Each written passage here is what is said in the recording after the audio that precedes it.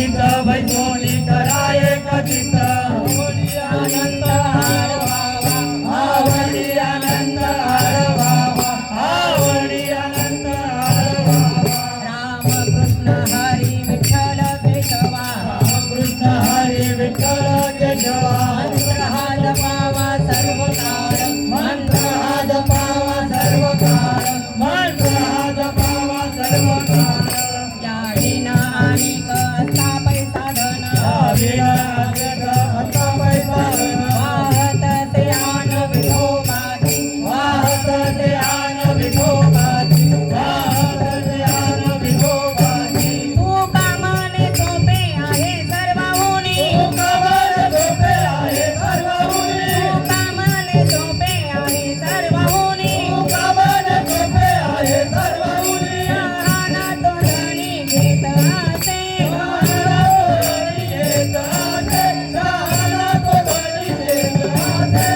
लगतीचा याचा जावे वनंतरा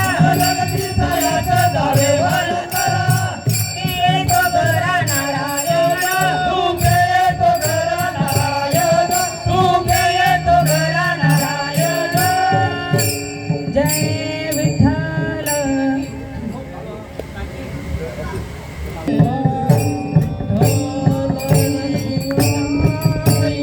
विठोबार कुमाई विठोबार कुमाई विठोबार कुमाई विठोबार कुमाई विठोबार कुमाई विठोबार कुमाई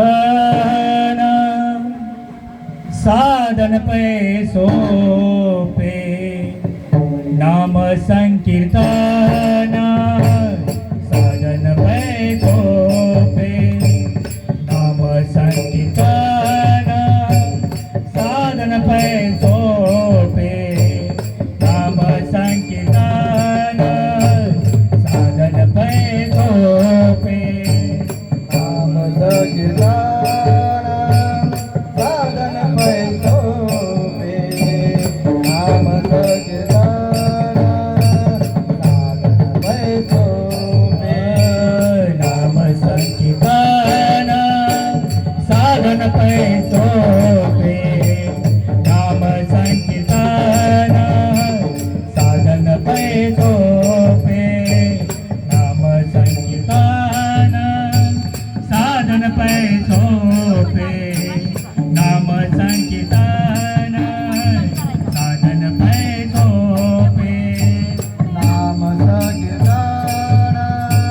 साधन पे सोपे नाम संकीर्तन साधन पे सोपे नाम संकीर्तन साधन पे सोपे नाम संकीर्तन साधन पे सोपे जलतील पापे जन्मांतरीची जलतील पापे जन्मांतरीची जलतील पापे जन्मांतरीची जलतील पापे जन्मांतरीची न लगती सायाच जावे वनंतरा न लगती सायाच जावे वनंतरा जलतील पापे जन्मांतरीची पापे जन्मांतरीची जलतील पापे जन्मांतरीची न लगती सायाच जावे वनंतरा न लगती सायाच जावे वनंतरा न लगती सायाच जावे वनंतरा न लगती सायाच जावे वनंतरा नारायण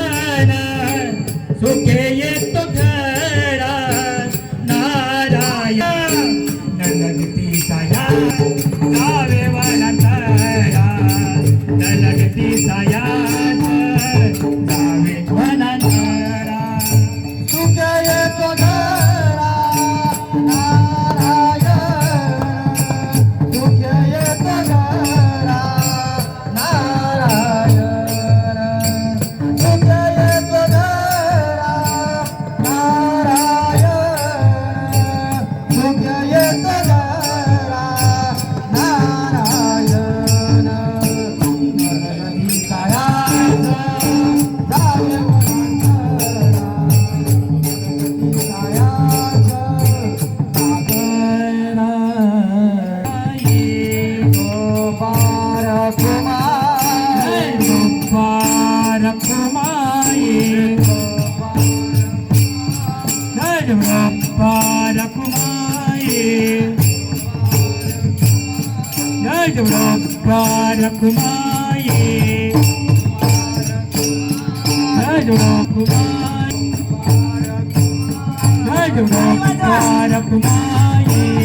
वनांतरा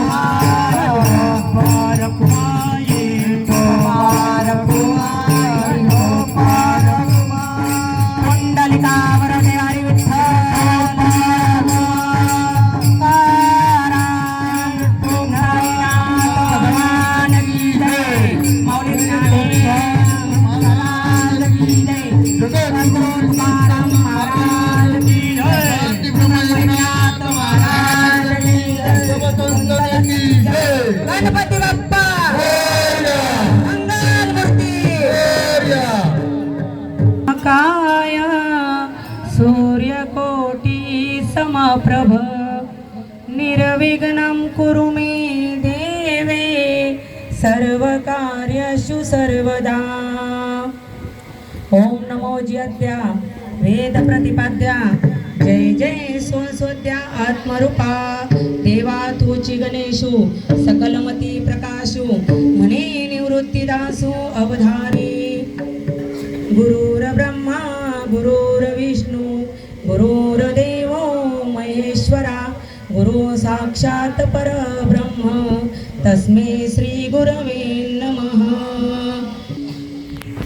मायोगपीठे तटे भीमरथ्या वरं पुण्डरीकाय धातुं मुनीन्द्रे समागत्य तिष्ठं तमानन्दकन्दं परब्रह्मलिङ्गं भजे पाण्डुरङ्ग पांडुरंग करू प्रथमान मन तुझरे चरण संताचिया तुझरे चरण संताचिया पांडुरंग करू प्रथमान मन तुझरे चरण संताचिया तुझरे चरण संताचिया ज्यांच्या कृपादाने कथेचा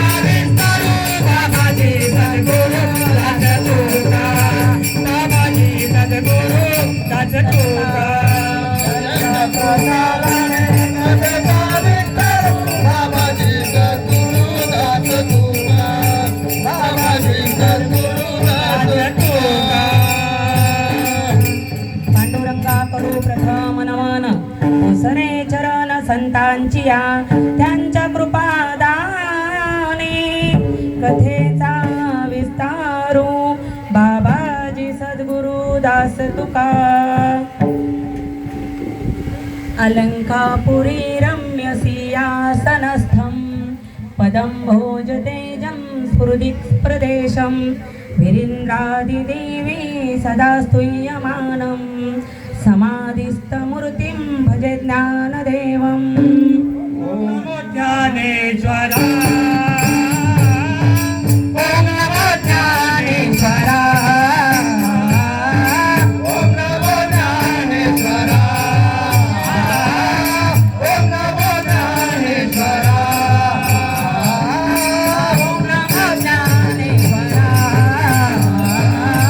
ओम नमो ज्ञानेश्वरा ओम नमो ज्ञानेश्वरा ओम नमो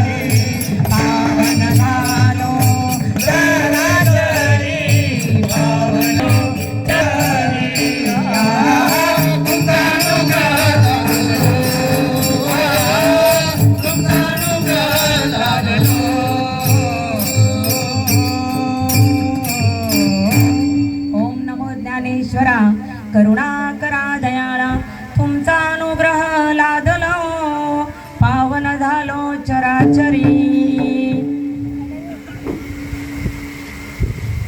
आज या ठिकाणी कीर्तनरूपी सेवेसाठी घेतलेला अभंग जगतमान्य देहू निवासी वारकरी संप्रदायाचा कळस असणारे आणि सर्वांच्या पाठातील ज्या जगद्गुरु तुकोबारायांनी आपल्यासाठी अभंग निर्माण केला असा अभंग जो 6 चरणाचा आणि सर्वांच्या परिचयाचा असा अभंग कीर्तनरूपी सेवेसाठी घेतलेला आहे. विठ्ठल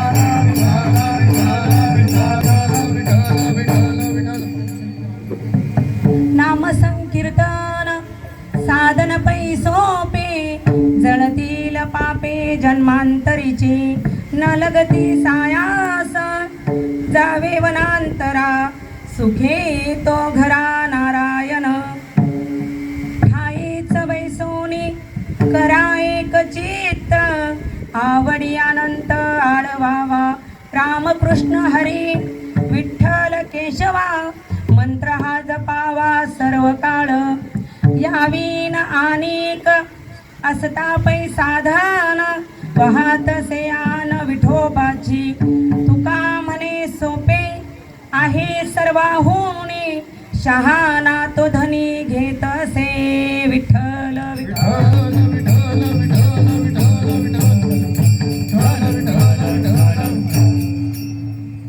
जो अभंग कीर्तनासाठी निवडलाय तो जगतमान्य तुकोबारायांचा आहे. या अभंगामध्ये तुकोबाराय काय सांगतात हे थोडक्यात अभंगाचा भावार्थ मी तुमच्या पुढे मांडते. नाम संकीर्तन हे साधन कलियुगामध्ये खूप सोपं आहे आणि साधं आहे. हे साधन करण्यासाठी कोणत्याही वनात जायची गरज न लगती साह्याच जावे वनांतरा आणि सुखे येतो घरा नारायण. कोणत्याही वनात जायची गरज नाही, कुठेही काही साध्य करायची गरज नाही, नारायण आपोआप आपल्या घरी येईल असं तुकोबारायचं.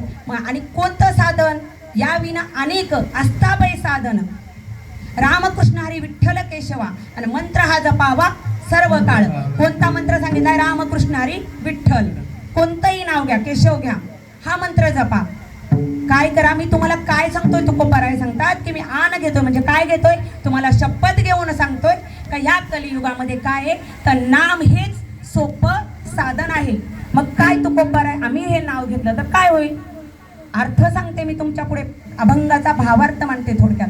काय सांगताय तुकोबाराय? तुकोबाराय सांगतायत की अभंगाने जो कोणी येईल ना तुका म्हणे सोपे आहे सर्वाहुनी सगळ्याहून सोपं आणि शहाणा तो धनी घेत असे. मग कोणता शहाणा?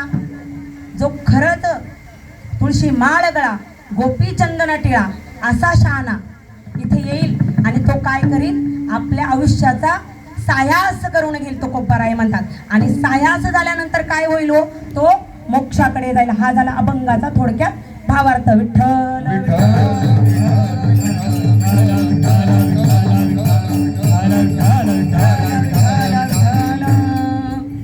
नाम संकीर्तन साधन पै सोपे जळतील पापे जन्मांतरीची न लगती सायास जावे वनांतरा सुखे तो घरा नारायण. एका वक्त्याचे काम असते की आपला थोडासा परिहार आपण दिला पाहिजे. आता तुमच्या द्वारका पॅलेस या ठिकाणी म्हणजे द्वारका पॅलेस सोसायटी असं म्हणूया, या ठिकाणी ह्या मंडळाचे अध्यक्ष श्रीयुत मानेभाऊ यांनी मी रक्षाबंधनच्या वेळेला आल्याच्या नंतर त्यांनी सांगितलं का ताई एक छोटीशी सेवा आम्हाला द्या. त्यांनी खूप आवर्जून आणि असा भक्त म्हणता येईल, कारण मी आज 10 दिवसांपासून बघते, म्हणजे 10वा दिवस नाही हा आपला 8वा किंवा 8वाच दिवस आहे. तेव्हापासून भाऊंची सेवा बघते आणि भाऊंनी आमचे भाऊजी काडगेदाजींना हे सुचवलं आणि सगळे माझे मोठे बंधू आमचे मामा नाही म्हणता येणार तसं, मामा हे तुम्ही म्हणताय म्हणून मी मामा म्हणते, तसे आमचे मोठे दादा सगळ्यांनी, पंडाभाऊ झालं, दत्ताभाऊ झालं, हे सगळ्यांनी ठरवलं आणि ताई तुला जशी जमेल तशी तू सेवा करावी. आणि सगळे गुणीजन मंडळी आज मज पामर असं काय थोरपण अन पायीची वाहन पायी बरी. बाबा काही चुकलं असले तर माफी असावी. जे जसं जमेल आणि पांडुरंग परमात्मा जसं माझ्याकडून करवून घेईल तशी सेवा मी तुमच्या पुढे मांडण्याचा प्रयत्न करेल. विठ्ठल विठ्ठल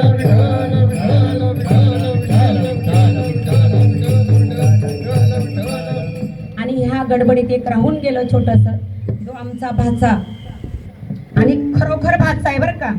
नाही तर तुम्ही म्हणाल का इथे ओळख झाली वा आणि मग तुम्ही संजूभाऊंना संजूभाऊ म्हणायला लागले आणि तो पखवाज वाजवतोय म्हणून भाचा. असं काही नाही, तो खरंच भाचा आहे. इकडे भाचा आहे आणि इकडे बहीण आहे.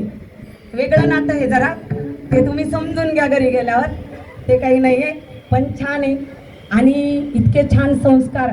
खरंच मी संजूभाऊचे मनापासून आभार मानते. आजच्या कलियुगामध्ये एक व्यक्तीचं मी ऐकलंय की आपल्या मुलांना होण्यापेक्षा ते प्रॉपर्टी सांभाळण्याचे नाही, आपल्याला सांभाळण्याचे लायक बनतील असं बनवा. असं आपण करूया.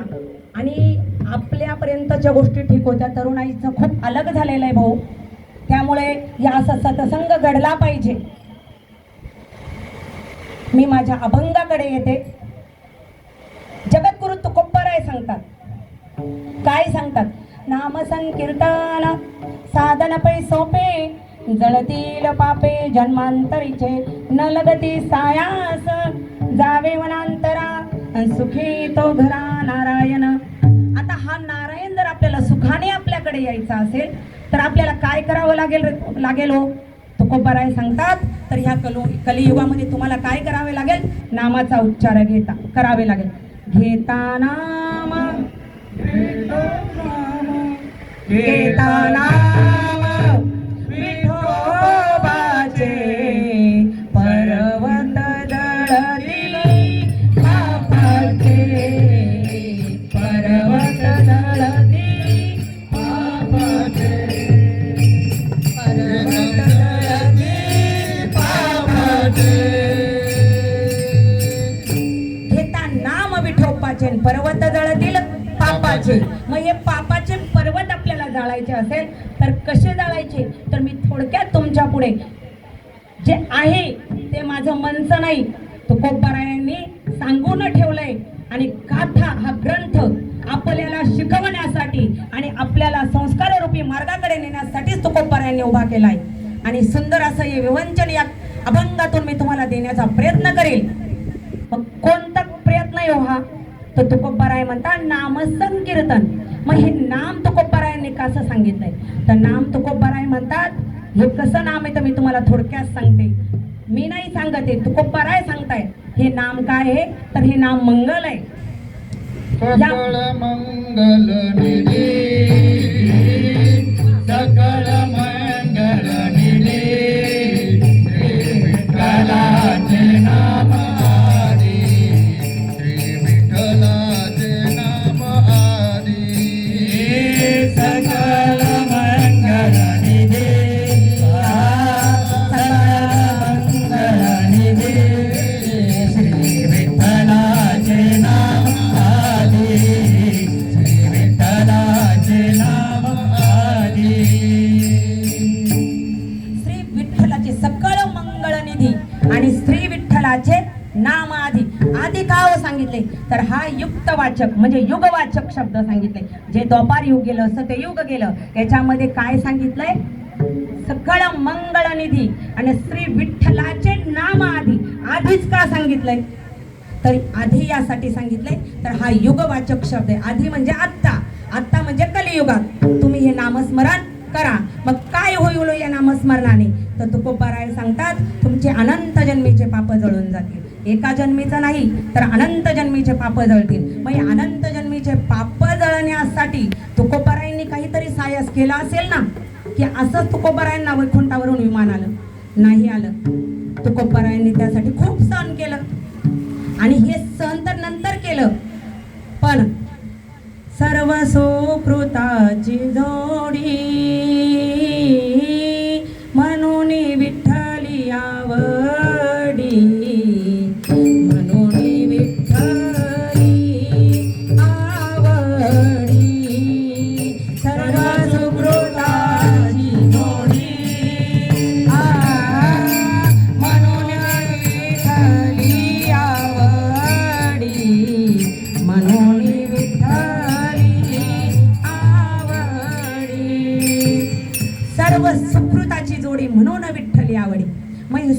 कोणाचं होतं? हे सुकृत तुकोबाराय म्हणतात माझं नव्हतं, तर माझ्यापासूनची 8वी पिढी विश्वंभर बुवापासून चालत आलेली ही पिढी भोलोबा काकांपर्यंत, आणि भोलोबा काकांपासून कोणापर्यंत आली तर जगद्गुरु तुकोबारायांपर्यंत आली. मग ही अशीच भोलोबा काका कोण होते तर हे जगद्गुरु तुकोबारायांचे वडील होते. माझ्या माझ्या वडिलांची मिरासी गा देवा, माझ्या वडिलांची मिरासी गा देवा, माझ्या वडिलांची निराशी ग देवा, माझ्या वडिलांची निराशी ग देवा, त्यांची पांडुरंगा त्यांची चरण सेवा, पांडुरंगा परमे राखीला दारवंता, उपवास करते रागीला दारवंता, करते शांती दारवंता, उपवास करते रागीला दारवंता. माझ्या वडिलांची मिरासागी देवा आणि त्यांची चरण सेवा पांडुरंगा. मी काय करतोय? माझ्या वडिलांचं घेतोय आणि त्यांच्या चरणावर, पांडुरंगाच्या चरणावर ते वाहण्याचा प्रयत्न करतोय तुकोबाराय म्हणतात. मग तुकोबारायांनी काय सांगितलं हो आपल्याला? खूप साधं सांगितलंय. काय साधं सांगितलंय? नाम संकीर्तन साधन पै सोपे. हे साधन सोपं सांगितलंय. मग आता नामसंकीर्तन साधन पै सोपे आणि जंतील पापे जन्मांतरीचे. मग हे साधन जर सोपे मग अवघड साधना असतीलच ना. युक्तवाचक विचार करा बाबा की नामसंकीर्तन साधन पै सोपे, मग पूर्वीचे काहीतरी अवघड असतील ना. योग साधना म्हणा, कर्म साधना म्हणा, ध्यान साधना म्हणा, या अवघड आहे. या कलियुगामध्ये झाल्या असत्या का मला सांगा? आता कोणी एखादा म्हणाल नाही नाही ताई मला काही जमत नाही, मी काय घरात बसून राम राम किंवा कृष्ण कृष्ण केशव केशव काही म्हणणार नाही, पण मला काय करायचंय माहिती का? खूप लांब वनात जायचंय आणि तिथं जाऊन ध्यानाला बसायचंय. कोणी करू शकेल का? कलियुगामध्ये हे शक्य आहे का? तर नाही. मग कलियुगामध्ये काय शक्य सांगितलंय हो? सोपं साधन सांगितलंय. काय सांगितलंय? कोणतं साधन? राम घेता. कोणतं साधन सोपं सांगितलंय? नाम घेणे. नाम घेणे. हे नाम घेणं जर सोपं सांगितलंय मग कशात? एक गाऊ आम्ही विठोबाचे नाम, एक गाऊ आम्ही विठोबाचे नाम, एक गाऊ आम्ही विठोबाचे नाम, एक गाऊ आम्ही विठोबाचे नाम, एक गाऊ आम्ही विठोबाचे नाम, एक गाऊ आम्ही विठोबाचे नाम, एक गाऊ आम्ही विठोबाचे नाम, एक गाऊ आम्ही विठोबाचे नाम. अनेकांची काम नाही आता, अनेकांची काम नाही आता, नाही आता मोडून यावाता सुक्षमदुतारा, मोडून यावाता सुक्षमदुतारा, सुक्षमदुतारा, सुक्षमदुतारा. एक गाऊ आम्ही विठोबाचे नाम आणि अनेकाचे काम नाही आता. अनेकाचं कामच नाही आता. काय करायचं? एकच घेऊ. कोणतं घेऊ? विठोबाचं नाव. पण त्या विठोबाचं नाव तुकोबाराय म्हणता इतकं सोपं आहे का हो? त्यासाठी काय करावं लागेल? त्यासाठी काय करावे लागेल तर ते मी थोडक्यात तुमच्या पुढे मांडण्याचा प्रयत्न करते. सगळ्या जणांना हे नाही जमत. जो भाग्यवंत असतो ना, शेवटच्या चरणामध्ये तुकोबारायांनी सांगितलंय की तुका म्हणे सोपेन आहे सर्वाहुनी शहाणा तो धनी घेतो येते. पण सगळेच इथे येतील का? नाही येऊ शकत. मग कोण येतील हो? जे स्वतःला भाग्यवंत समजत आहे, आपल्या भाग्याचा कुठेतरी उदय झालाय असं समजताय, असे येतील, इथे येतील आणि ते काय करतील, भगवंताचं नामस्मरण करतील. मग कोणाला कोशावरून नामस्मरण करण्याचं काय करावं लागलं, यासाठी काय साध्य करायचं होतं त्यांना, काय सायास करावं लागलं. छोटासा दृष्टांत तुमच्या पुढे मांडते. त्या दृष्टांतापेक्षा तुम्ही सिद्धांत लक्षात घेवा. एक नगरी होती आणि त्या नगरीमध्ये एक राजा होता. अचानक त्या नगरीमध्ये चोर आले आणि त्या चोरांनी चोरी केली. चोरांनी चोरी केली केली केली, पळताय चोर पुढे ते मागे, चोर पुढे ते मागे, असं करता करता चोर एका जंगलात आले आणि जंगलात आल्यावर त्यांना एक पर्णकुटी नजर पडली. कोणत्या तरी ऋषींची काय असेल ते असेल.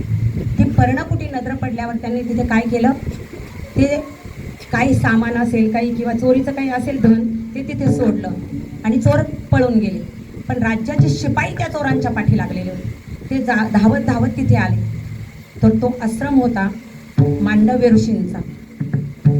ते आल्याच्या नंतर मांडव्य ऋषींनी तो प्रकार शिपायांनी बघितला की हे चोरीचं धन या ऋषींच्या आश्रमात आपल्याला भेटलंय, म्हणजे चोरी कोणी केली, ऋषींनीच केली. तुम्ही काहीतरी माना हलवा, म्हणजे मी म्हणेल का तुम्हाला मी जे सांगते ते बरोबर आहे. विठ्ठल विठ्ठल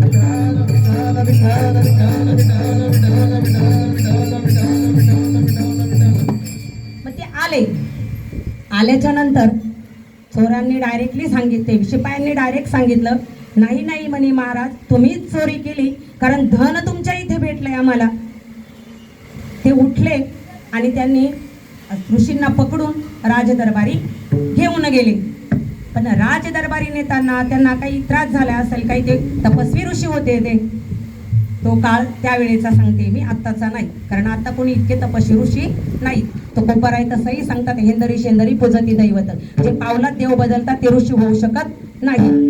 म्हणून आत्ताचा काही काळ मी सांगत नाही, तेव्हाचा सांगते, जेव्हा होते तेव्हाची. आणि आले मांडव्य ऋषींना राजासमोर राजदरबारी उभं केलं.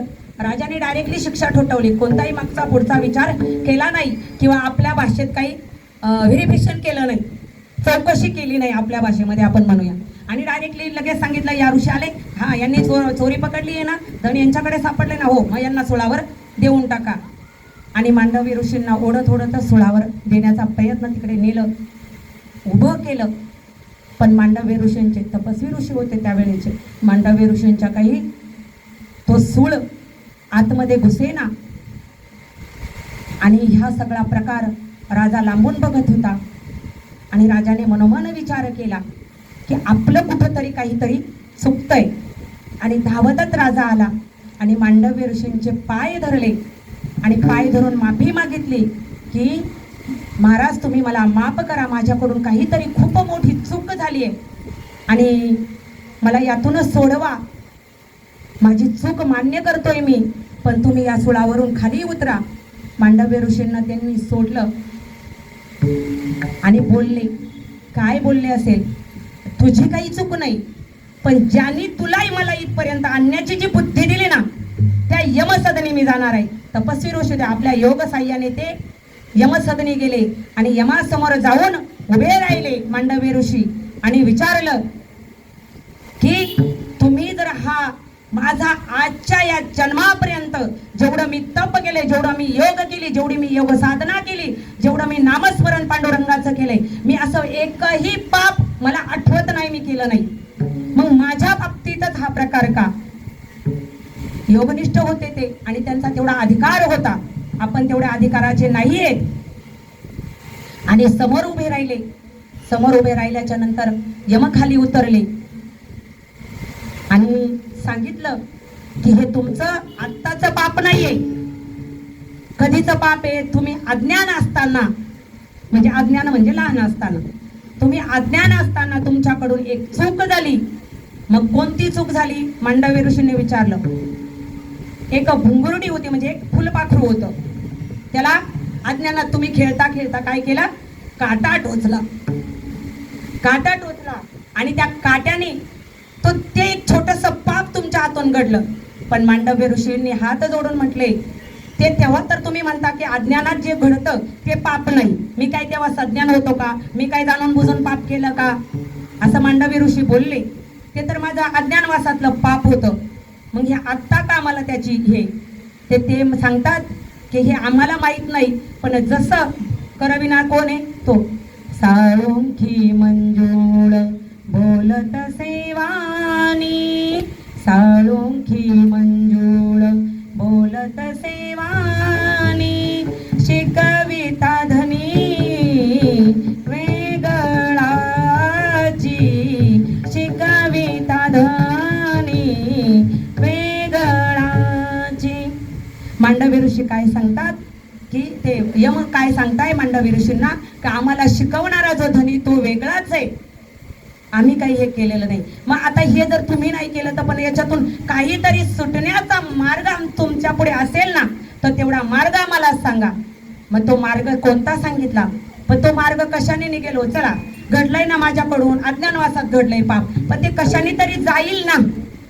काय साधन करावं लागेल किंवा त्याला काही साबण लावावं लागेल का, सर्फ लावावं लागेल का, असं काहीतरी असेल ना एखादी युक्ती का त्याने माझं छोटस तरी पाप आहे ते जाईल.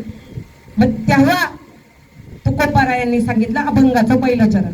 नाम संकीर्तन साधन पै सोपे, नाम संकीर्तन साधन पै सोपे, नाम संकीर्तन साधन पै सोपे, नाम संकीर्तन साधन पै सोपे, जलतील पावे जन्मांतरीची, जलतील पावे जन्मांतरीची, नरकती सायास जावे वनंतरा, नरकती सायास जावे वनंतरा, जलतील पावे जन्मांतरीची, जलतील पावे जन्मांतरीची, जलतील पावे जन्मांतरीची, जलतील पावे जन्मांतरीची, नरकती सायास जावे वनंतरा, नरकती सायास जावे वनंतरा, सुखे तुघरा नारायण सुखे येतो घरा, नारायण सुखे येतो घरा, नारायण सुखे येतो घरा, नारायण नलगती सायास जावे वनंतरा, नलगती सायास जावे वनंतरा, जावे वनंतरा, जावे वनंतरा. नाम संकीर्तन साधन पै सोपे आणि जळतील पापे जन्मांतरीची, न लगती सायास जावे वनांतरा आणि सुखे येतो घरा नारायण. मग आता तुम्ही म्हणशाल तुकोबाराय आम्हाला तुम्ही सांगितलंय नारायण, पण आम्हाला युक्तवाचक काहीतरी एखादा शब्द द्या ना. बरोबर ना बाबा, एखादा शब्द सांगा. भगवंताचे खूप नाम आहे, सहस्रनामाने बहरूप झालेला भगवंत आहे तो, ब्रह्मांडाचा नायक. मग अशातलं आम्हाला एक सोपं सांगा. मग कोणतं सोपं साधन? अहो त्याने काय होईल हो? दृष्टांत नंतर सांगते, आधी प्रमाण ऐका वाजवून. राम नाम धार जिनेवो, राम नाम धार जिनेवो, जल में राह बनाते हैं. राम नाम धार जिनेवो, जल में राह बनाते हैं. जिन पर कृपा राम करे पताल हो तर जाते हैं. जिन पर कृपा राम करे पत्थर भी तर जाते हैं. जिन पर कृपा राम करे पत्थर भी तर जाते हैं. ज्याच्यावर कृपा होती ना भगवंताची, तर दगड सुद्धा तरुण जाता इतकी ताकद आहे भगवंताच्या नामस्मरणात आणि भगवंताच्या नामात. अयोध्येचा दृष्टांत, रामायणाचा दृष्टांत सांगते मी तुम्हाला. रामांना लंकेवर स्वारी करायची, पण अथांग सागरमध्ये आडवा होता. आणि वानर बघत होते की या अथंग सागर पार करून कसं लंकेला जायचं. पण ज्याच्या पाठीशी भगवंत असतो ना, त्याला कोणत्याही प्रकारची काही भीती नसते. तो आपाप तरुण जातो. माझा दृष्टांत थोडक्यात लक्षात घ्या. सिद्धांत मी तुम्हाला नंतर सांगते काय सिद्धांत येतो. आणि असीम भक्त असणारे, ज्यांची आजही कलियुगामध्ये आपण म्हणतो आजही ते आपल्या पाठीशी भरभक्कम उभे आहेत, असे कोण?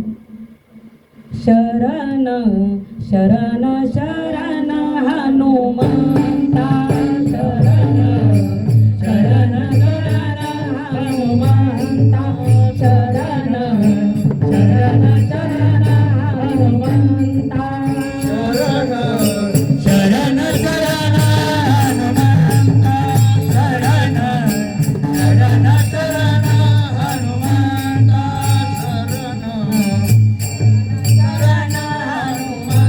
शरण शरण हनुमंता तुम्हालो रामदूता, शरण शरण हनुमंता तुम्हालो रामदूता. ओ शरण शरण शरण हनुमंता, शरण शरण शरण हनुमंता, शरण शरण शरण हनुमंता. असा हनुमंतराय कोणाच्या पाठी होते? प्रभू रामचंद्रांचे दास होते हनुमंतराय. आणि विनवणी केली रामप्रभूंना. काय विनवणी केली? भगवंत, आम्ही असताना तुम्हाला काळजी करण्याची काही गरज नाहीये. आम्हाला माहिती, आम्हाला काय युक्ती करायची ते, आम्हाला काय साधना करायची ते. काय करणार होते हो हनुमंतराय? काय साधना होती हनुमंतरायाकडे? तर भक्तीची साधना होती, भाव होता भगवंतावर. आणि या साधनेने हनुमंतरायाने एक, आपण म्हणूया आपल्या भाषेमध्ये, एक आयडिया लढवली. आणि वानरांना सांगितलं, जसं मी सांगतोय ना तुम्ही तसं करा. हनुमंतराय म्हटले, ते वानर म्हटले, आता आज्ञाच आहे, करावं लागेल. एका दगडावर रा लिहा, एका दगडावर म लिहा आणि भवसागरात ते दगड टाका, आपोआप धरतील. एवढी माझ्या रामप्रभूच्या नावात ताकद आहे. तुकोबराय सुद्धा तेच सांगताय, भगवंतापेक्षाही भगवंताच्या काय आहे तर नावामध्ये ताकद आहे. आणि काय बघता बघता सेतू बांधला. आणि हनुमंतरायन त्यांचे वानर सेतून लंकेमध्ये गेले. आणि आपण म्हणतो ना, एखाद्या वाईट गोष्टीची म्हणा किंवा चांगल्या गोष्टीची बातमी दादा राजाला शिवावरच कळते. आपण म्हणतो ना, त्या राजाला ती बातमी शिवावरच समजली. रावणापर्यंत बातमी पोहोचली. काय बातमी पोहोचली हो? की नुसते रामप्रभू युद्धाला नाही येते, ज्याच्या नावात इतकी ताकद आहे, बरोबर ना दादा, ज्याच्या नावात इतकी ताकद आहे तेव्हा तो किती बलिष्ठ असणार आहे. रावणाचे राक्षस तर घाबरले, विचलित झाले. आता आपली काय गय नाही. आणि असं म्हटल्यावर रावण खचला. किंचित त्याला वाटलं आता तर पराभव, तर शेवटी भगवंत येत आहे म्हटलं, पराभव तर ठरलेला आहे. पण तो रावणच होता, सहसा पराभव घेईल का? तर नाही घेणार. आणि एक आयडियाही लढवली. आपण म्हणतो ना, आता इथं काही राजकारणाचा काही भाग नाही, आपण गणपती बाप्पा पुढे उभे, तरी पण जे राजकारणी लोक असतं ना, आपलं शहाणपण आपण त्यांच्या पुढे किती पाजळलं ना तरी आपलं कमी असतं. आपण त्यांची भेट घेऊ शकत नाही, किती शहाणे असलो तरी नाही. अशी रावणाची बुद्धी होती. आता मला तर माझे राक्षस काय करायचे, खचवून द्यायचे नाही. मला काय करायचंय, त्यांना जसं आहे त्या स्थितीत ठेवायचंय. भले तो हारो किंवा लढो, तो भाग पुढचा आहे, पण त्यांची मनस्थिती मला काय आता विरघळून द्यायची नाही, खचून द्यायची नाही.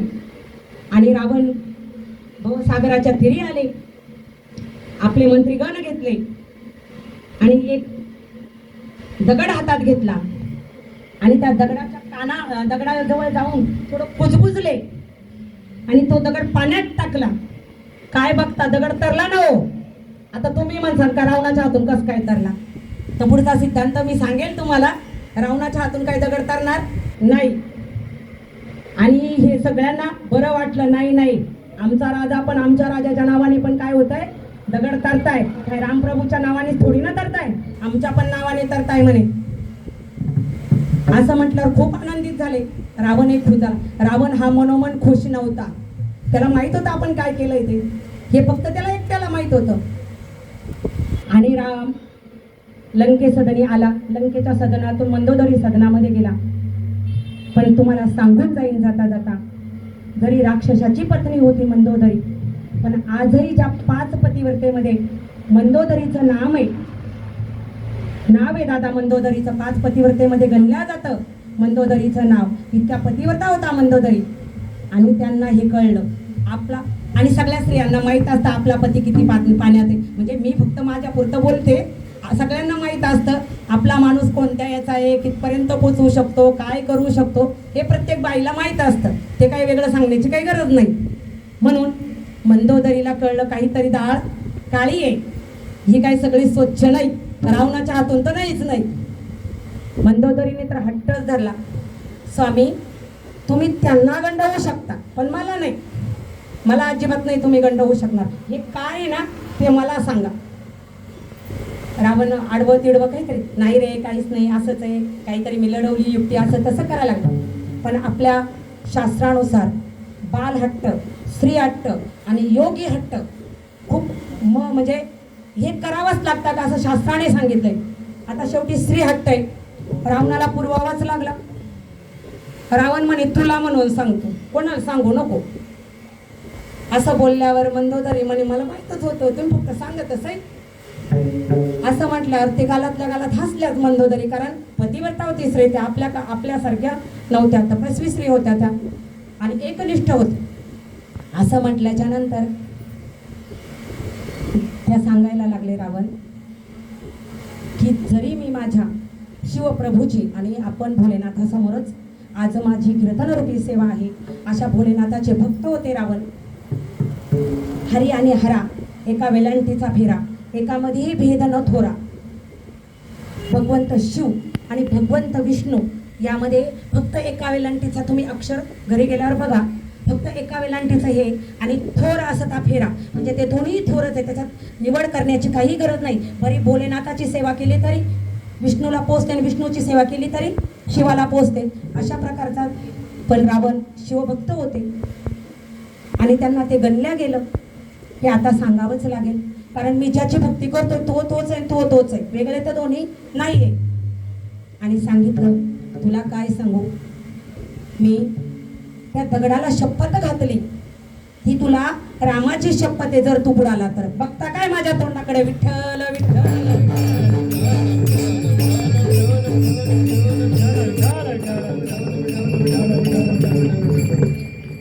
मग ही ताकद कशाची हो, कशाची ताकद आहे, फक्त नामाची. मग हे नाम आपल्याला काय कसं करायला सांगितलं, कोणत्या मनात जायला सांगितलंय का, काय करायला सांगितलंय. अभंगाचं 2रं चरण.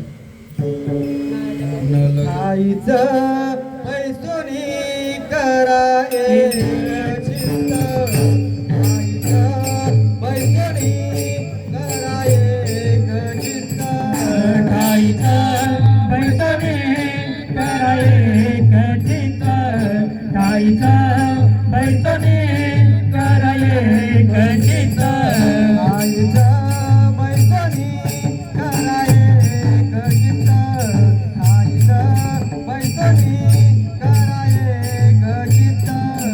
आईचं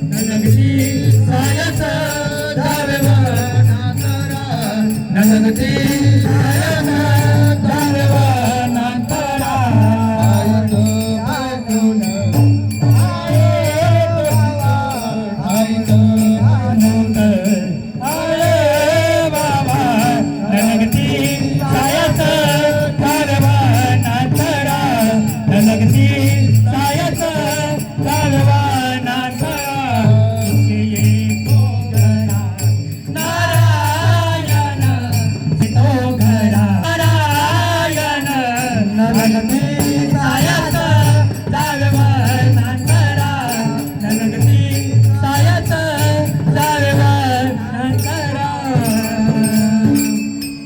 ठाईच वैसवणी करा एक चित्त आवडी अनंत आळवावा. आवडीने म्हणजे कसं मस्त पैठणी घालायची, नाकात नदबीत घालायची, सुंदर साडी नेसायची आणि घर साफ करायचं आणि तिथं बसायचं आणि मग म्हणायचं का आवडीने. तसं आवडीने नाही, आतून आवडीने. मग आतून म्हणजे आता तुम्ही माझ्या मी आम्ही काय वरून म्हणतोय का, नुसतं आतूनच म्हणतोय ना. मग ते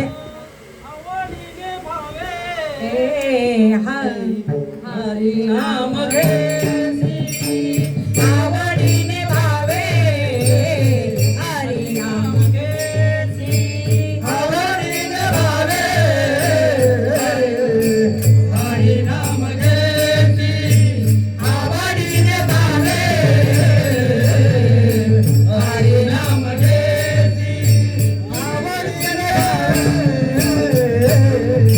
हरी नाम घेसी आवडीने भावे हरी नाम घेसी तुझी चिंता जासी सर्व आहे तुझी चिंता जासी सर्व आहे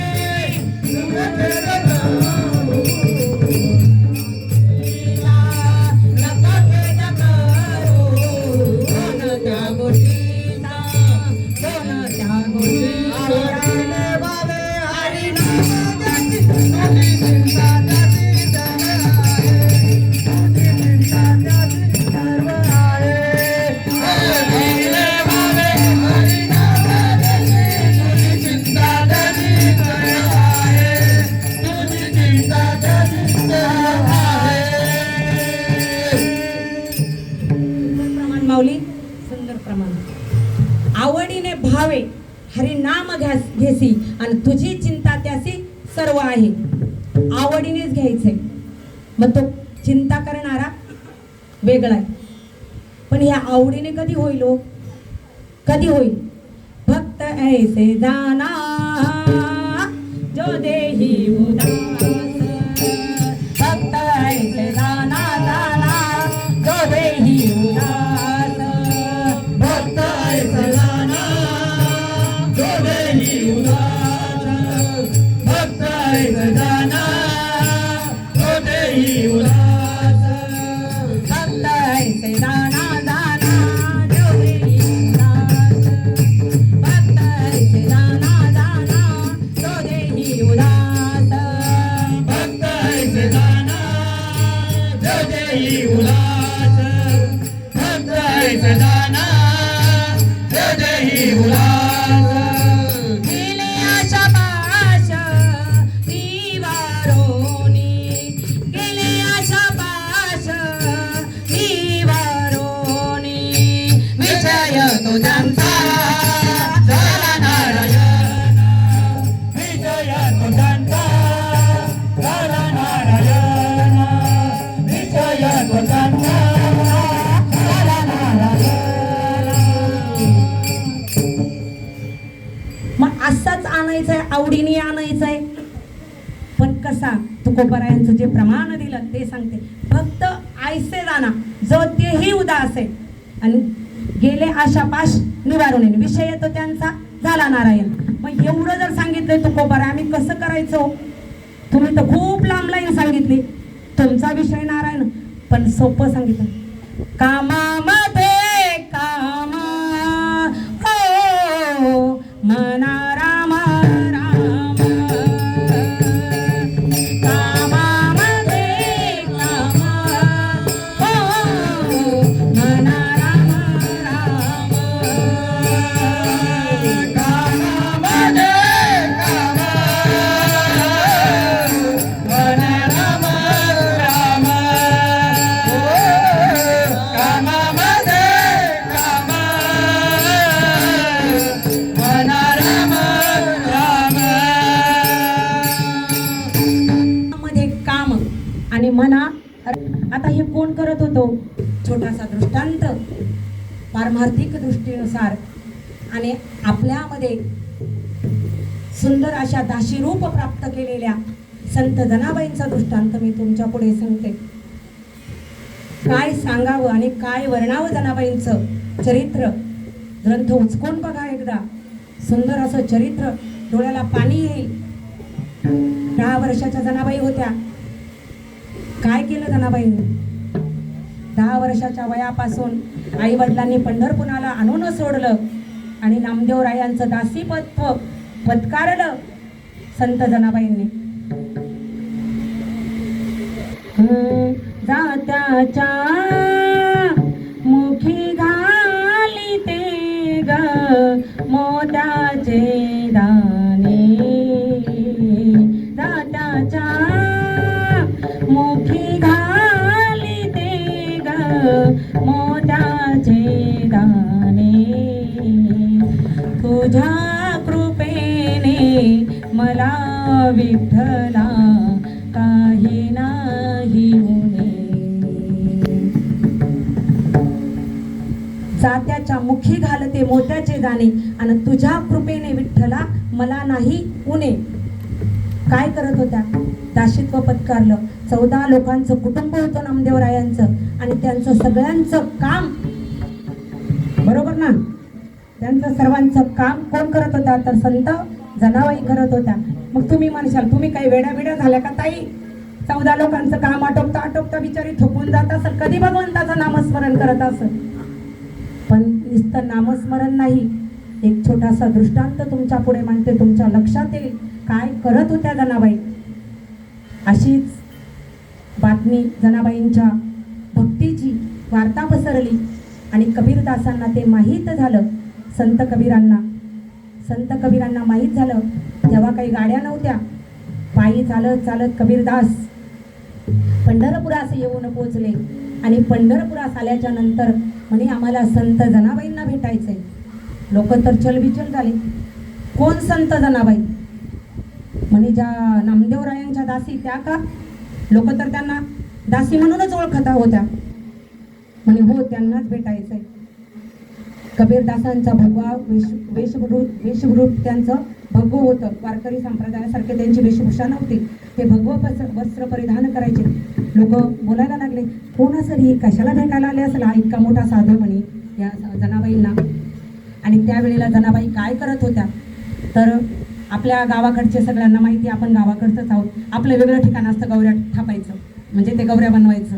गौऱ्याच ना, गौऱ्या आणि एकसारख्याच असतात. आपल्या सगळ्या महिलांना आपण माहिती, त्या गौऱ्या सारख्याच असतात. ते वेगळे बाजूला असतं, खळ्यावर म्हणा कुठंतरी बाजूला वेगळ्या असतात ते.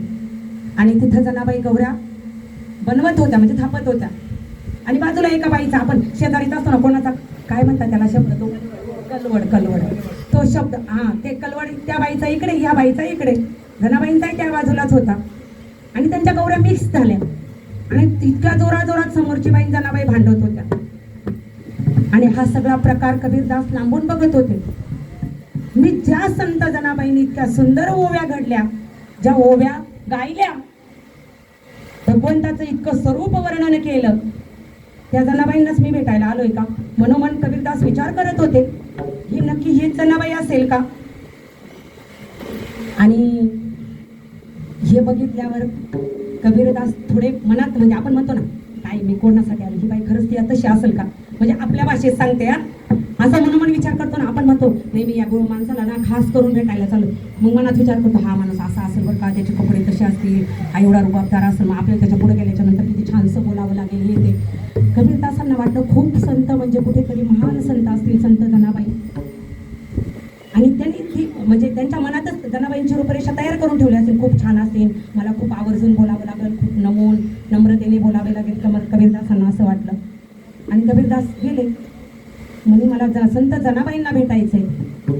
मग संत जनाबाईंना भेटल्यावर त्यांनी हात केला, म्हणे हे काय म्हणे ही जणी. कोणीतरी तिथल्या आजूबाजू बायांनी, आता बाया भांडण बघायला लय बायका येतात ना. आणि तुम्हाला अनुभव नसेल, तुम्ही बिल्डिंग मधले माणसं आहे म्हणाला, आमच्याकडे चाळीत येतात, बघायला येतात आमच्याकडे. तुम्ही बिल्डिंगवाले म्हटलं तुमच्याकडे नसेल येत, आमच्याकडे येतात.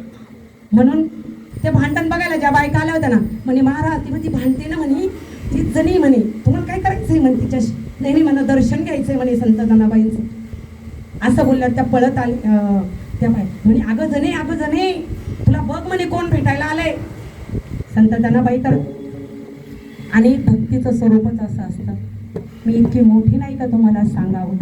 जो भक्तीत विलान असतो ना दादा, मी मगाशी प्रमाण टाकलंय, विधेयी देही विधेयी झाली हो दशा, त्याची देहावर दशा नसते का माझा कपडा वाकडा आहे का तिकडा आहे. तो काय त्याच्या भक्तीत विलीन असतो, तो स्वतःमध्ये नसतो. जो भक्त असतो तो स्वतःत नसतो. त्याची देही विधेयी दशा झालेली असते, कारण त्याचा एकच धंदा असतो. विषय तो त्यांचा झाला नारायण, त्यांचा विषयच नारायण असतो. त्यामुळे जनाबाई काय आपल्यासारख्या नटून थटून मुरडून बिरडून नव्हत्या. ते काय साडीवर खोचलेली, तेव्हा नऊवारी साडी, पदर खोचलेला, पण डोक्यावर पदर न खोचलेला आणि साध्याशा. कबीरदास गेले आणि जनाबाईंचं दर्शन घ्यायला लागले. संत जनाबाईंनी भक्तामध्ये लहानपण खूप असतं दादा. ज्याला मनोमन खरंच वाटत ना आपण भक्त आहे किंवा आपण काहीतरी छोटीशी तरी भगवंताची सेवा करतोय, त्याने नक्कीच लहान व्हावं तर तो मोठा होतो. नक्कीच लहान व्हावं. अशा खूप लहान नव्हत्या, भक्तीने मोठ्या होत्या, पण नम्रतेने लहान होत्या जनाबाई. खूप सुंदर असं साधं रूप होतं संत जनाबाईंचं. कधी जा गोपाळपुऱ्यामध्ये, आजही असं वाटतं संत जनाबाई तिथे आहे पंढरपुरामध्ये गोपाळपुऱ्याला. आणि कबीरदासांनी दर्शन घेतलं संत जनाबाईंचं. जनाबाई मागं सरल्या, परिचय झाला. म्हणे काय म्हणे महाराज, कोण बोलले? कबीरदास बोलले. कोणाला बोलले? संत जनाबाईंना. माझ्या दृष्टांताकडे लक्ष द्या, मला नामावर बोलते मी माझा अभंग सोडून जाणार नाही. आणि काय म्हणे तुम्हाला शिकवा म्हणे महाराज, तुम्ही तुमचं म्हणजे तुम्ही कोणत्या टेटसचे भाऊ आपल्या भाषेत असंच कबीरदास बोलता, तुमचं टेटस काय भाऊ, तुम्ही किती भक्त. पांडुरंग साक्षात तुम्हाला दळण करू लागायला येतो, कांडायला येतो, तुमच्या बरोबर गौऱ्या थापायला येतो साक्षात पांडुरंग. इतक्या तुम्ही जवळ देवाच्या आणि तुम्ही साध्या सर्वसामान्य बाईशी तुम्ही असं तडतडा बोलता म्हणे. असं बोलल्यावर संत जनाबाईंनी आणि कोणीही भक्तीचा अहंकार करू नये. जनाबाईंना अहंकार नव्हता, ते स्वरूप सुद्धा दिसत नव्हतं. त्याच्याकडेच भगवंत असतो. ज्याच्याकडे आपण म्हणायचं ना समाजासारख्यावरच घेते. 2 अभंग पाठ झाले म्हणजे लय मोठे कीर्तनकार झाले, अजिबात नाही. देव काय माझ्याकडे पाहुणा येणार नाही, चुकून सुद्धा नाही. ते तेव्हा घडलं. ती भक्ती आता कलियुगात नाही. साधं सोपं जगण्यासाठी अभंग तोच घेतलाय मी. साधं नामस्मरण करणं आपले पाठी एवढंच करायचं आपल्या हातामध्ये. कबीरदासांनी नम्रपणे विचारलं, इतकं मोठं कर्तृत्व तुमचं असताना तुम्ही एक साध्या बाईशी म्हणे नाही म्हणे मला गौऱ्या पाहिजे म्हणे. हे कोण बोलतंय? माझ्या दृष्टांताकडे लक्ष द्या, सिद्धांत मी नंतर सांगते तुम्हाला. नाही म्हणे मला माझ्या गौऱ्या द्या बाई, म्हणजे गौऱ्या पाहिजे म्हणे मला त्या बाईकडून. अहो म्हणे महाराज, आता ह्या गौऱ्या त्या बाईच्या गौऱ्या तुमच्या गौऱ्या एक सारख्याच, मी ओळखू कशा? त्यात बदल असता तर मी म्हटलं असतं हा ही गौरी जनाबाईंची, ही त्या बाईची, असं करून मी वेगळं करून दिलं असतं. कबीरदास बोलले म्हणे काय म्हणता महाराज, माझी गौरी उचला आणि कानाला लावा. विठ्ठल विठ्ठल आवाज आल्याशिवाय राहणार नाही. भक्तीचं स्वरूप आहे. विठ्ठल विठ्ठल विठ्ठल.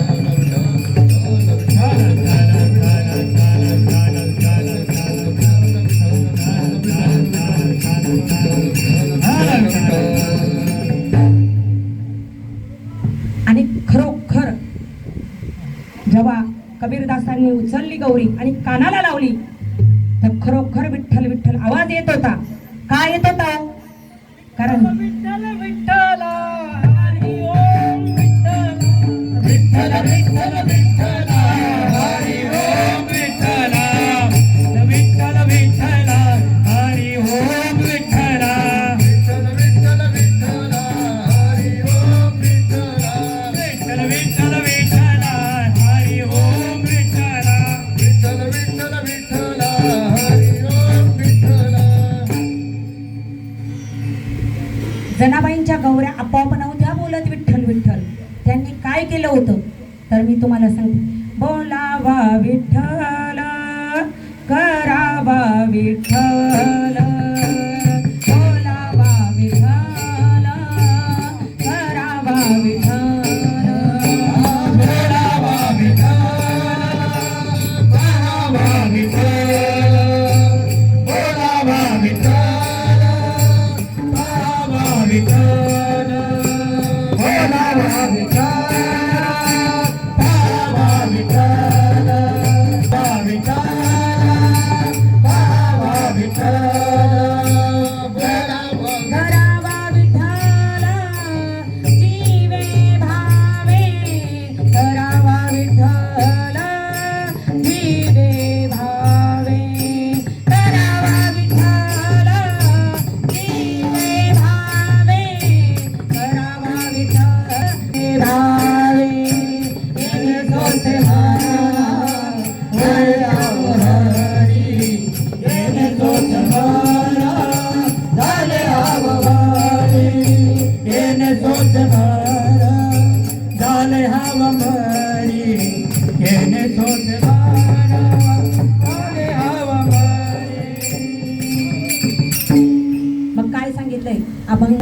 समजून घेत होतो. ठाईचं बैसोनी करा एक चित्त आणि आवडी अनंत आळवावा. मग आवडीने अनंत आळवायचा आहे. पण हे चित्त ज्ञानोबारायांनी खूप सुंदर ओवी सांगितली. चरण नंतर पाडते तेवढी ओवी तुम्हाला सांगते. तरी अवधान ऐकिले दिजे मग सर्व सुखासे पात्र होईजे हे प्रतिज्ञा उत्तर माझे उघड ऐका. मी काय सांगतोय माऊली बोलतात की तुम्ही अवधान या शब्दाचा अर्थ चित्त, तुम्ही एक चित्त व्हा आणि नंतर उघड ऐका. म्हणजे तुम्हाला उघडून सांगतोय मी, उघडून माऊली बोलताय उघड ऐका. प्रतिज्ञा म्हणजे मी तुम्हाला शपथ घालतोय, प्रतिज्ञा करतो असं म्हणायचं भाषेत. प्रतिज्ञा करतोय बा मी तुम्हाला माऊली सांगतात. आणि हेच अभंगाचं तिसरं चरण. विठ्ठल केशवा रामकृष्ण हरी केशवा रामकृष्ण हरी विठ्ठल केशवा रामकृष्ण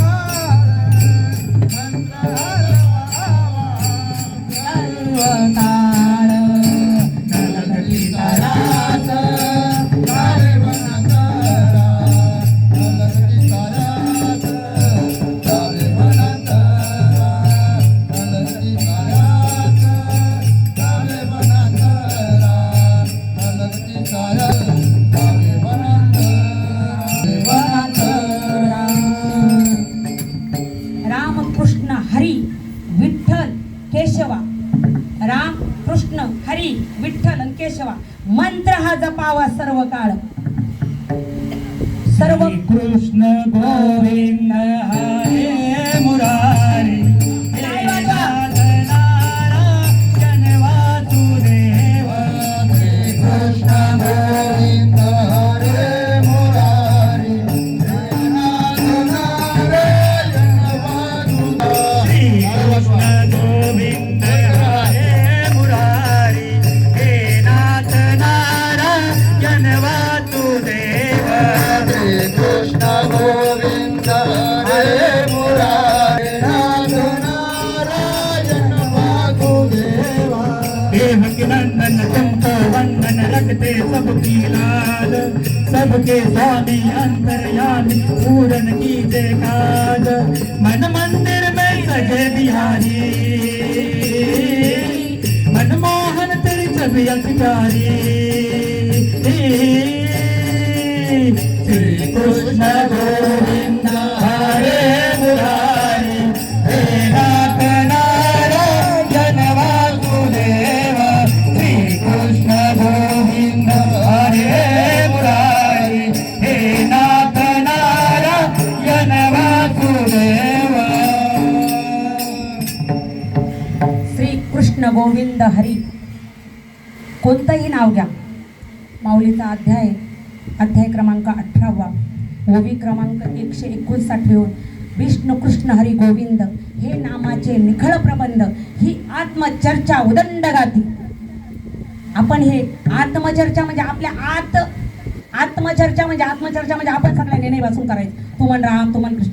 आत्मचर्चा म्हणजे आपल्या आत विष्णू कृष्ण हरी गोविंद हे नामाचे निखळ प्रबंध. आपल्या शरीरावर हे प्रबंध करा. कोणते प्रबंध सांगितले आपल्या शरीरावर? या नामाचे करा. पण या नामाचे प्रबंध आपोआप येतील का? नाही येणार. आपल्यात कोण आहे? आपल्यात मन हा राजा आहे आणि इंद्रिय तर सगळे चंचल आहे. मग या कोणते? आणि जे विकार आहे ना, इंद्रिय तर चंचल सांगितले आणि विकार काम क्रोध मोह माया मत्सर हे जेव्हा जातील ना तेव्हा यांचं काय होईल? अखंड चिंतन होईल. कोणाचं? विष्णू कृष्ण हरी गोविंद हे नामाचे निखळ प्रबंध ही आत्मचर्चा उदंड गाती. मग आपल्या आतून होणार ते जेव्हा आपलं हे जाईल ना, पण हे आपोआप जात नाही. पारमार्थिक दृष्टांत आहे. एक संत नंतर झाले किंवा नंतर त्यांच्यावर कृपा झाली म्हणूया, असे अजामेळ. एका वेशीचा संग झाला, खूप मोठं पाप घडलं, पण त्यांच्या पाठीमागं काय होतं?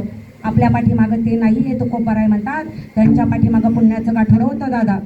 म्हणून अजामेळाने तरले गेले त्या पापातून. आपण नाही तरू शकत. आणि या पुण्याच्या बलावर एवढं मोठं पाप त्यांच्या हातून घडलं, तरी अजामेळ्यांच्या घरी एक ऋषी आले आणि अजामेळ्यांची ह्या पापातून म्हणा किंवा या ज्या आहे जन्मातून म्हणा सुटका करण्यासाठी ती भगवंताचीच लीला होती, पांडुरंग परमात्म्याची. ते ऋषी पाठवले आणि ऋषींचा आदर सत्कार. अजामेळ्या हे ब्राह्मण होते, आदरातिथ्य केलं. आणि आपल्याकडे एक पद्धत असते, कोणी असो, आपला एखादा अतिथी जरी घरी आला, आपला नातेवाईक म्हणा जरी आला, तरी आपण आपल्या ज्या आहे नीतीप्रमाणे ऐपतीप्रमाणे आपण त्यांना साडी चोळी करतो. तसं अजामेळे ब्राह्मण होते. त्यांच्या घरी ऋषी आल्याच्या नंतर आदरातिथ्य झालं आणि जाताना ते ऋषींनी हात जोडले की आम्हाला काहीतरी दान द्यावं. अजामेळे म्हटले, मग आम्हाला काहीच, माझ्याकडे काही नाही आहे, तुमच्याकडे. दरिद्री झाले. जेव्हा पाप माणसाच्या जीवनामध्ये येतं ना, ते कोणाच्या स्वरूपाने येईन, कोणाच्या रूपात येईन ते सांगता येत नाही. तसं अजामेळ्यांकडे खूप छान ब्राह्मण होते, खूप पैशावान होते, म्हणजे आपले संपत्तीवान होते ते ब्राह्मण. पण पाप जेव्हा घडतं तेव्हा अधोगतीला माणूस जातं. विपरीत बुद्धी विनाशकारी, विनाशकारी विपरीत बुद्धी. जेव्हा विनाश व्हायचा असतो तेव्हा बुद्धी सुद्धा विपरीतच चालत असते माणसाची, ह्या न्यायानुसार. आणि अजामेळ्यांनी माझ्याकडे काही, स्वामींनी ऋषींनी हात जोडले. अजामेळ्यांना सांगितलं, आम्हाला काही नकोय, आम्हाला फक्त आम्ही जे सांगतोय ते करा. तर म्हणे काय करू? म्हणे तुमच्या मुलाचं नाव नारायण ठेवा. काय करा? तुमच्या मुलाचं नाव नारायण ठेवा. अजामेळ्यांना पहिली मुलं होती, पण आपलं जरासं छोटं बाळ आपलं लाडकं असतं. कोणाचंही जे बाळ छोटं असतं ते लाडकं असतं, मोठं लाडकं नसतं. म्हणून अजामेळ्यांनी बसता उठा, नारायण इकडे, नारायण पाणी दे, नारायण मला घेऊन चाल, नारायण मला जेवायला दे, नारायण माझ्याजवळ बस, नारायण असं कर, नारायण तसं कर. म्हणजे 24 घंटे कोणाचं नामस्मरण करत होते ते? पुत्राचं. पण भगवंताचं नाम होतं, पण मनातून कोण होता? पुत्र होता. तरी पण पुत्राची या मिसे वदे नारायण, तवन पुत्राची या मिसे वदे नारायण, आणि त्यासाठी विमान पाठविले. पुत्राची या मिसे वदे नारायण, आणि त्यासाठी विमान पाठविले. कोणाच्या म्हणजे नाम म्हणजे यमक कोणाला धरलं होतं? मुलाला. नाव कोणाचं होतं? भगवंताचं. पूर्वीच्या काळी आपल्याकडे नाही, पण आपल्याला सगळ्यांना माहिती आहे, आपले आजी आजोबा मुलांचे आई वडिलांचे नावं कसे ठेवायचे? म्हणजे संतांच्या नावाने. कोणी मारुती ठेवायचं, कोणी राम ठेवायचं, कोणी कृष्ण ठेवायचं, कोणी हा गोविंद आहे, कोणी जनाबाई, कोणी मीराबाई, अशी नावं ठेवायची. त्यानुसार त्यांनी नारायण नावाने त्यांचं काय झाला? उद्धार झाला अजामेळ्यांचा. पण हे सगळं आपण ऐकतोय, तुकोबाराय तुम्ही सांगताय आम्ही नामस्मरण करू, रामाचं करू, कृष्णाचं करू, विष्णूचं करू, तुम्ही म्हणाल त्याचं करू, पण याचा पुरावा काय? काहीतरी आम्हाला पुरावा पाहिजे ना, तरच आम्ही भगवंताचं नामस्मरण घेऊ ना. तेव्हा तुकोबाराय म्हणतात, अनुभव आले अंगा तया या सकळासी देत असे. माझा अनुभव अंगाला आलाय, म्हणजे मी ते सोचलंय, तो अनुभव पहिला मी घेतलाय, नंतर तुम्हाला सांगितलाय.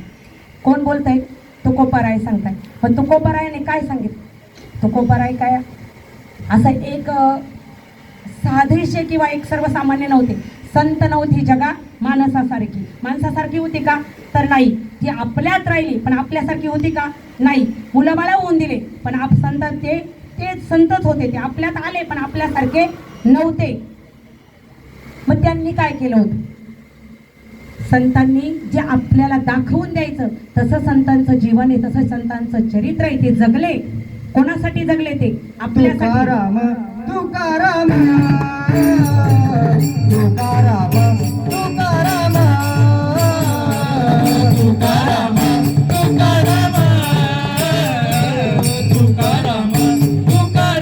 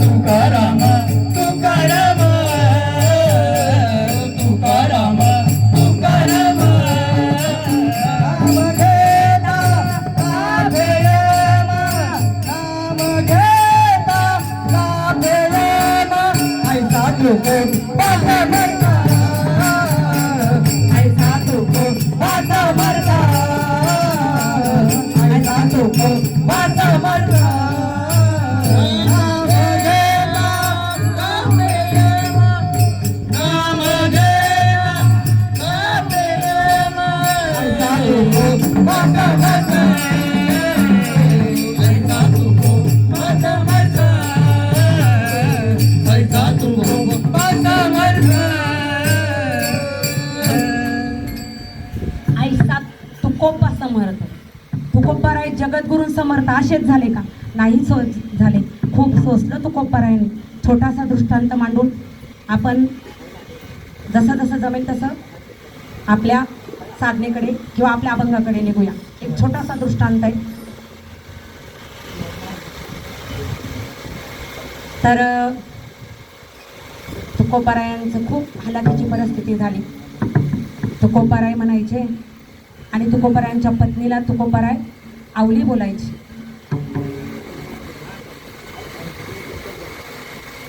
आवली म्हणायचे आणि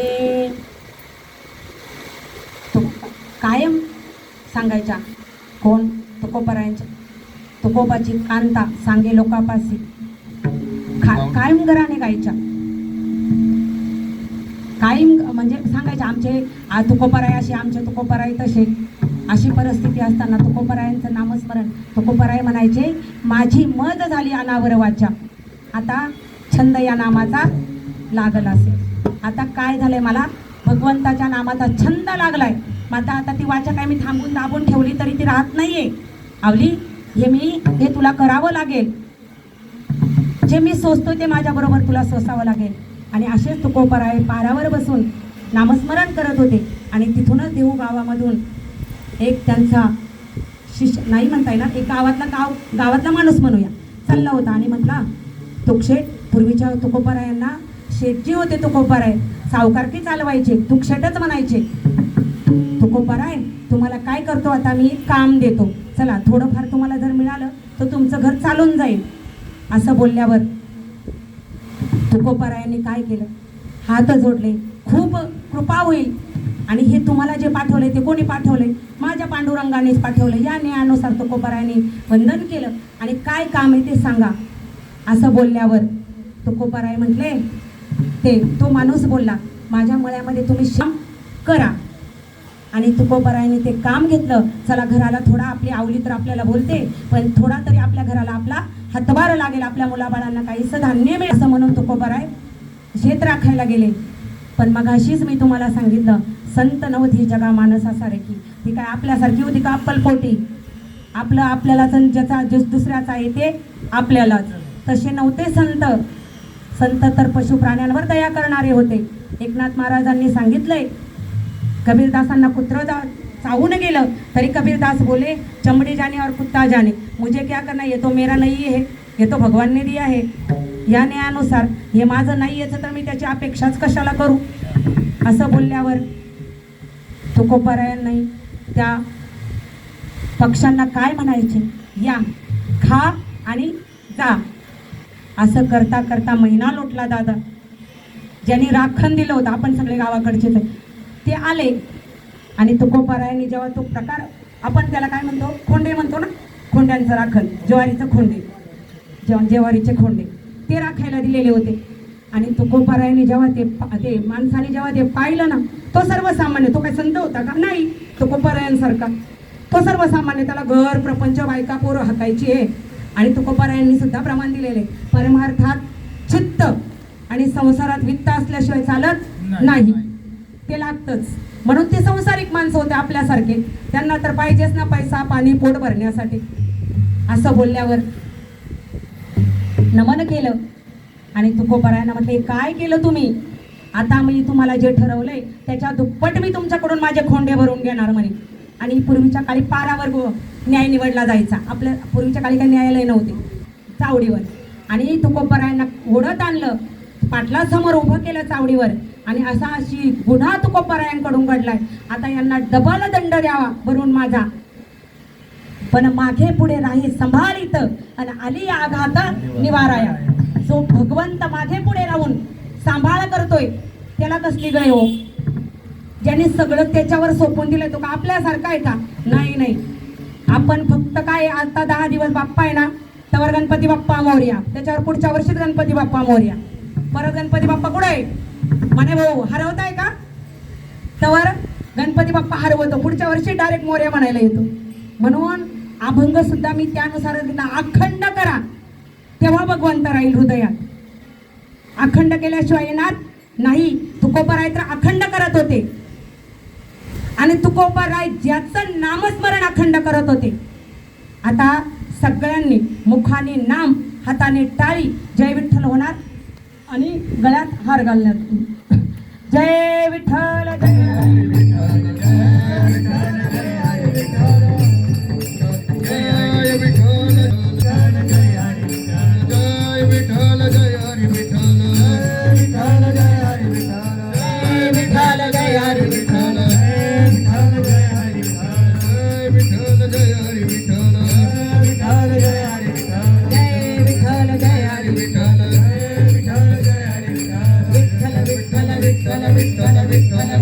मुखाने नामस्मरण करा.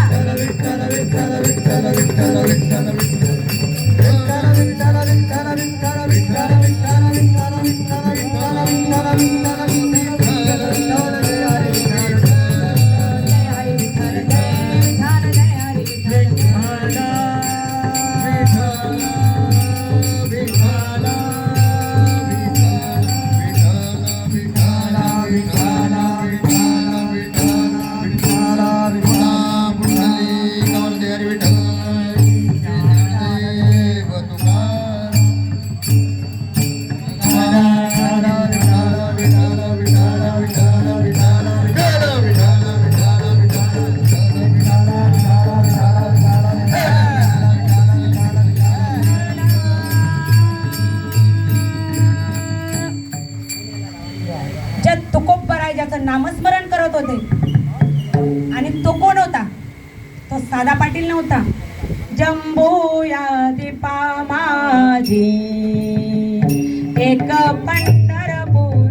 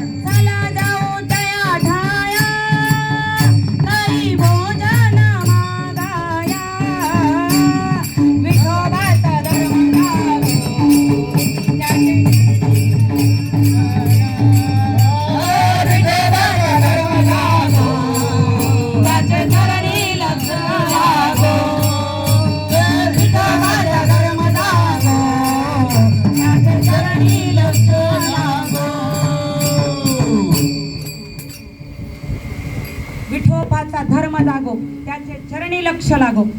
काय करायचंय? त्याच्या चरणावर जायचंय आपल्याला.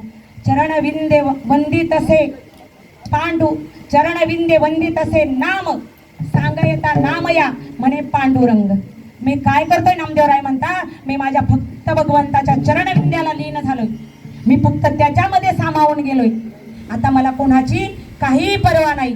माझा कोण पाटील आहे, माझा राखावा कोण आहे, तर या जंबू दिशाचा दिल जर माझ्या पाठीशी उभा आहे तर मला कशाची गय नाही, कशालाही भिण्याचे काम नाही. आणि हे काय सांगतोय तो कोपर आहे? कसं सांगताय? तर काय म्हणून सांगताय? कशावरच्या बळावर सांगताय? अभंगाचं 5वं चरण. या विन अधिक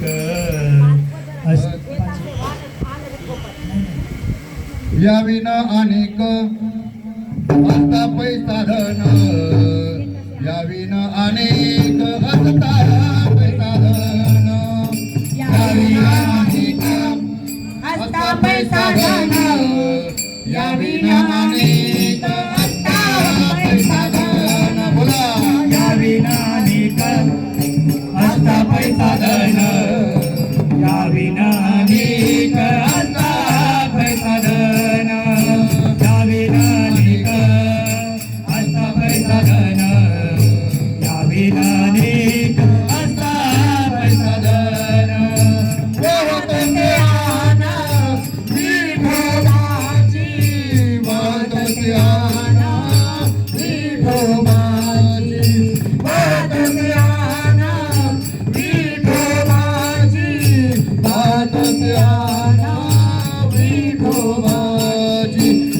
लगती जावे वनांतरा न लगती सायात जावे वनांतरा न लगती सायात जावे वनांतरा न लगती सायात जावे वनांतरा सायाच जावे वनांतरा जय बाप्पा लगती सायाच जावे लगती सायाच जावे वनांतरा लगती सायाच जावे वनांतरा नाम संकीर्तन साधन पै सोपे जळतील पापे जन्मांतरीची न लगती सायास द्यावे वनांतरा सुखे तो घरा नारायण ठाईच बैसोनी करा एक चित्त आवडी अनंत आळवावा रामकृष्ण हरी विठ्ठल केशवा मंत्र हा जपावा सर्व काळ यावीन अनेक असता पै साधन वाहत से आन विठोबाची न लगती सायास जावे वनांतरा सुखे तो घरा नारायण. आणि शेवटच्या चरणामध्ये तुकोबाराय सांगतात तुका म्हणे सोपे आहे सर्वाहुनी शहाणा तो धनी घेत असे. मग आता तुम्ही म्हणाल आम्ही काही इथं काय सगळे वेडे बसलो का ताई, आम्ही शहाणेच आहे ना. पण कोणता शहाणा तुकोबारायांनी सांगितला, जो आत जे मी षडविकार सांगितले. माझी सेवा संपवण्याची वेळ आली, थोडक्यात मांडते आणि सेवेला पूर्ण विराम देते. जे षडविकार तुम्ही येडे मी अजिबात बोलू शकत नाही, ती माझा तो तेवढं माझ्या सामर्थ्य पण नाही. ते माझं काय जे असेल ते माझ्या गुरूंचं किंवा माझ्या तुकोबारायांचं. पण मी कोणता शहाणा सांगितला, ज्याचा मोह गेलाय, ज्याचा मत्सर गेलाय, ज्याचा लोभ गेलाय, ज्याचा अहंकार गेलाय, ज्याचा क्रोध गेलाय, असे षडविकार जे जातील तो शहाणा. आणि तोच इथं आल्यावर काय ठरेल, तो इथं आल्यावर त्याचा सायास होईल. तो काय होईल, सगळ्या पापातून मुक्त होईल आणि मोक्षाकडे त्याचं पदार्पण होईल. आज या ठिकाणी वर्ष कितवे, 11वे वर्ष 11वे ना भाऊ, वर्ष 11वे. आणि खूप सुंदर अशी सेवा माने भाऊंची खूप